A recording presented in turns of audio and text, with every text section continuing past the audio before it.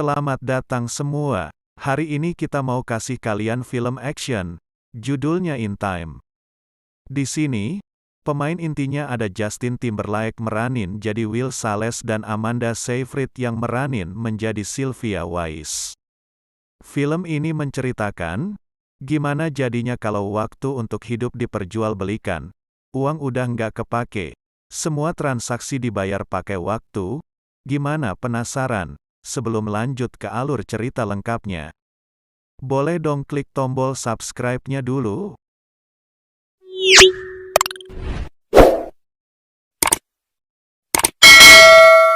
Kalau udah, yuk langsung aja kita ke alur ceritanya. Di film ini kita dikasih tahu nih, apa yang sebenarnya terjadi. Semua orang udah direkayasa genetiknya.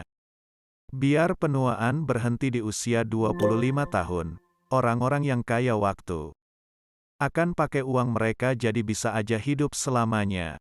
Sedangkan, orang-orang yang gak mampu ya cuma bisa nyambung hidup sehari demi sehari. Masuk ke awal sini. Terlihat seorang laki-laki yang lagi ngucapin ulang tahun ke ibunya. Katanya, ulang tahunnya yang ke-50 tapi, masih mulus loh. Bener ya, berarti, emang penuaan mereka berhenti di 25 tahun. Jadi ibu sama anaknya kayak seumuran. Cowok inilah si Will, dia sama ibunya kelihatan hidup susah, dan banyak hutang juga. Ibunya aja harus kerja 2 hari ke distrik garmen, sedang waktu dia saja gak sampai 3 hari. Dia takut, kalau nggak sempat ketemu Will lagi.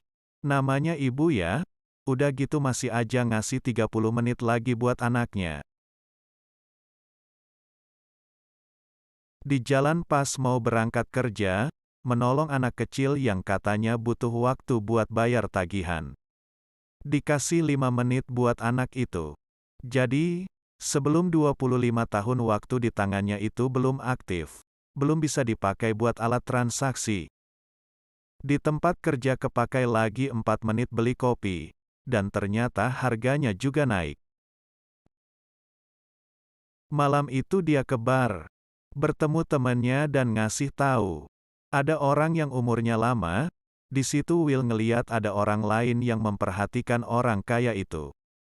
Will mencoba ngasih tahu. Nggak lama datanglah orang-orang jahat yang suka ngambil waktu orang. Ketuanya namanya Fortis. Di tempat lain, si Will sedang memantau situasi untuk menolong orang tersebut. Tiba-tiba orang kaya itu lari ke toilet. Dengan memanfaatkan situasi tersebut, si Will bergegas mendorong pintu toilet dan membentur penjaga. Mereka berdua pun kabur dari situ. Akhirnya, mereka dikejar-kejar dan lolos tanpa menghilangkan jejak. Setelah aman, mereka mengobrol dan kenalan. Namanya Henry Hamill. Dia tinggal di negeri ini, umur aslinya dia udah 105 tahun. Si Will aja umurnya 28 tah. Henry bilang kalau dia sudah bosen hidup. Mendengar itu Will tersinggung. Secara gitu, dia buat dapetin waktu aja susah. Tapi di situ si Henry ngasih omongan yang masuk akal sih. Dia bilang kenapa pajak sama, harga-harga naik terus setiap hari, ya memang sengaja. Supaya ada orang yang mati, kalau sekarang keadaannya selagi masih punya waktu. Nggak bakal mati. Henry bertanya, kalau Will punya waktu sebanyak itu, kamu bakal gimana? Will pun menjawab, nggak bakal menyia-nyiakan waktunya.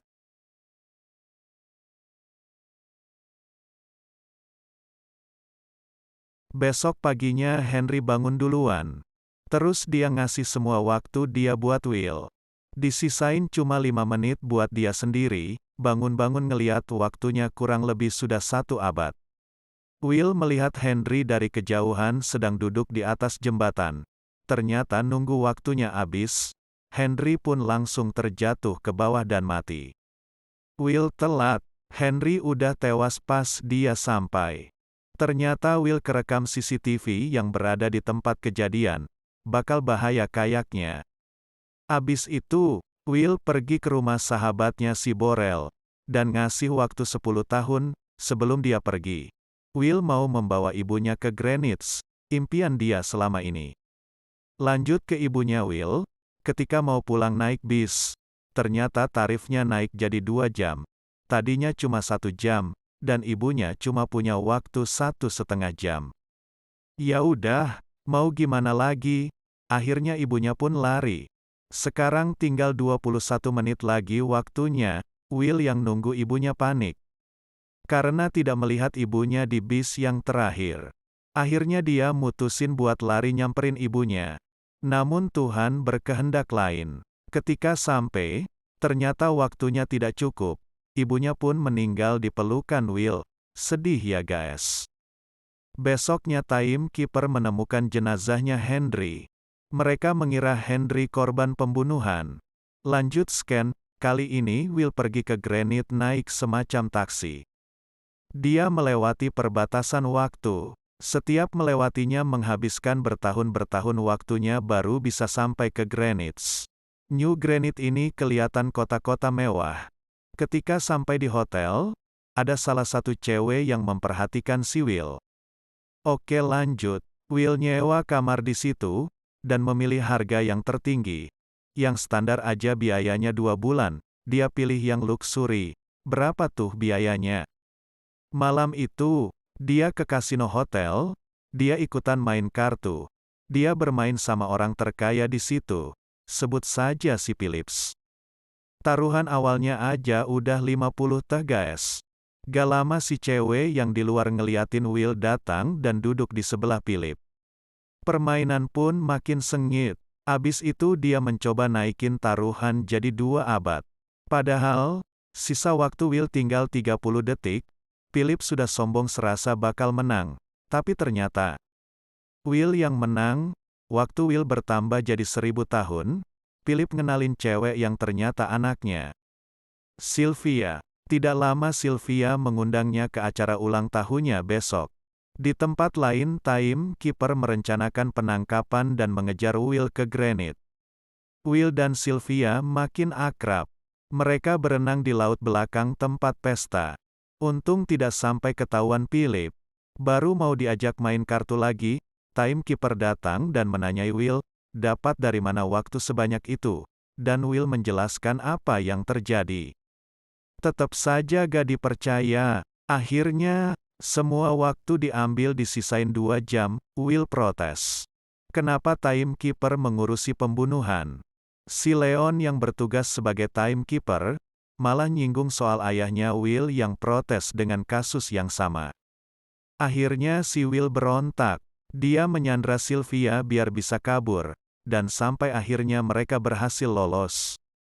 Sekarang waktu Will tinggal 1 jam lagi. Dia mencoba meminta sedikit waktu dari Sylvia, tapi gak dikasih. Sylvia masih mengira si Will yang ngebunuh Henry. Tapi Will tidak memaksa. Dia malah nyuruh Sylvia nutupin tangannya takut ketahuan punya waktu banyak. Keesokan harinya, si Will mulai gak fokus menyetir. Mobilnya ngelindes pipe trap sampai mobilnya keguling. Pas mereka lagi pingsan tiba-tiba nongol perampok waktu, Fortis langsung mengambil semua waktunya Sylvia. Sisa 30 menit, mereka lari menuju ke tempat Borel dan bermaksud meminta tolong. Tapi istrinya bilang, Borel udah meninggal. Borel menyia-nyiakan waktunya dengan minum-minum di bar.